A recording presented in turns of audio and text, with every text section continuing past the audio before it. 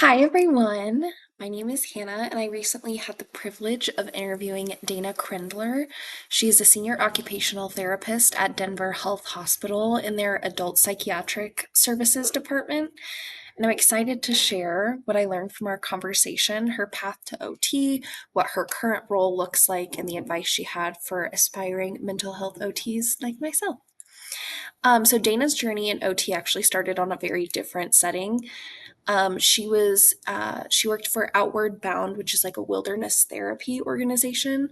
Her parents were both SLP, speech and language pathologists, so she was introduced to kind of allied health and OT professions early on.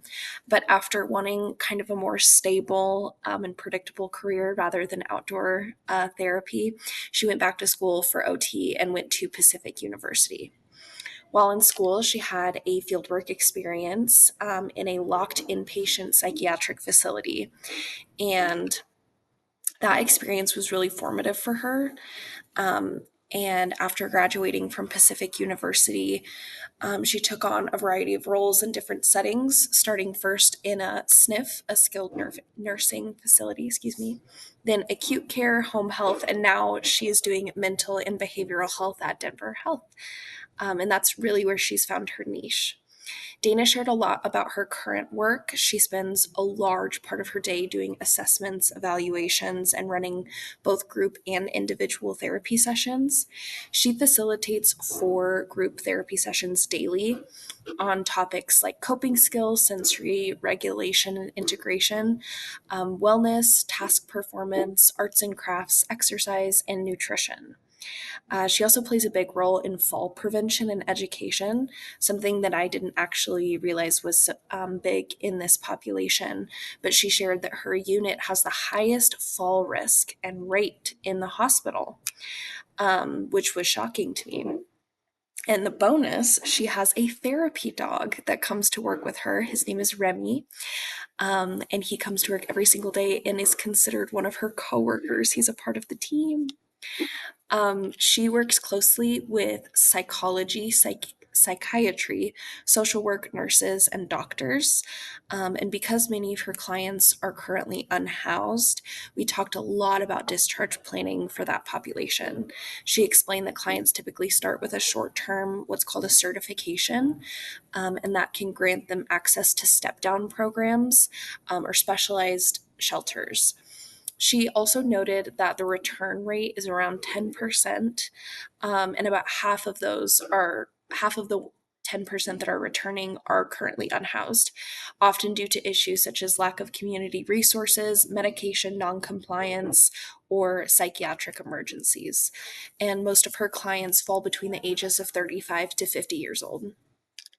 Dana is incredibly passionate about mental health OT. She even published a research study in 2016 that revealed only 2.7% of OTs are working in what they considered solely mental health settings. And we talked a lot about how she wants to see that change and increase.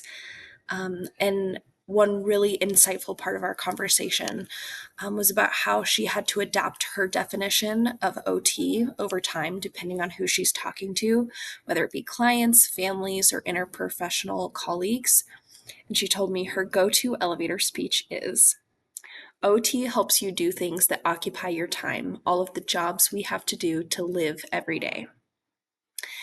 And I thought that was super interesting, mostly because we talked about how she gets a lot of, well, I don't need a job, or I already have a job, when asked what OT is. And so she kind of took it as, yes, I know that you understand OT, like occupation, as a job. So I'm going to kind of take it back and say it's all of the jobs we have to do every day to live. And I thought that was super interesting.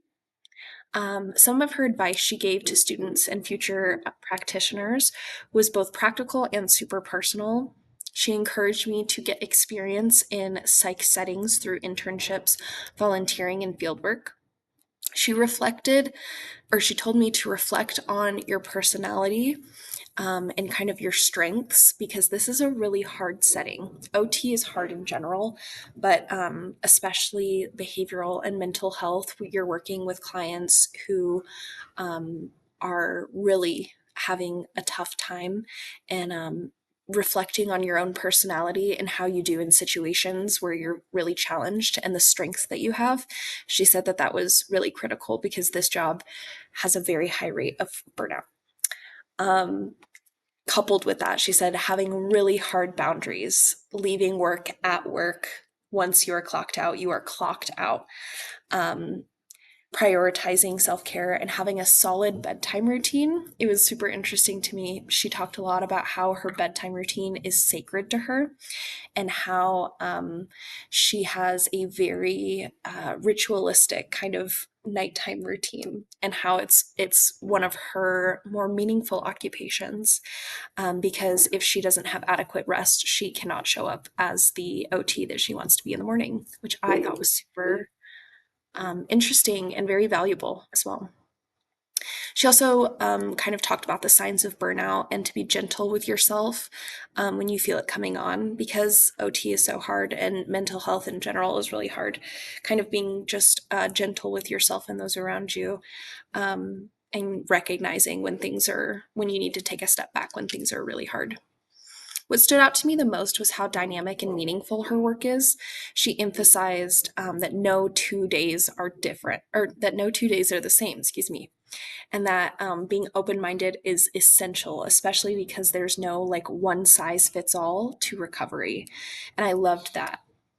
This conversation really confirmed my passion for working in mental and behavioral health as an OT. And Dana's insights, her honesty, and her passion were so incredibly inspiring. And I'm so grateful for the opportunity to learn from her. Thank you all for listening. I hope this gave you a better look into what OT can look like in a psychiatric setting. If you're considering mental health OT, let Dana's story be your motivation. It's hard work, but I think, and she thinks, it's truly life changing. Thank you so much.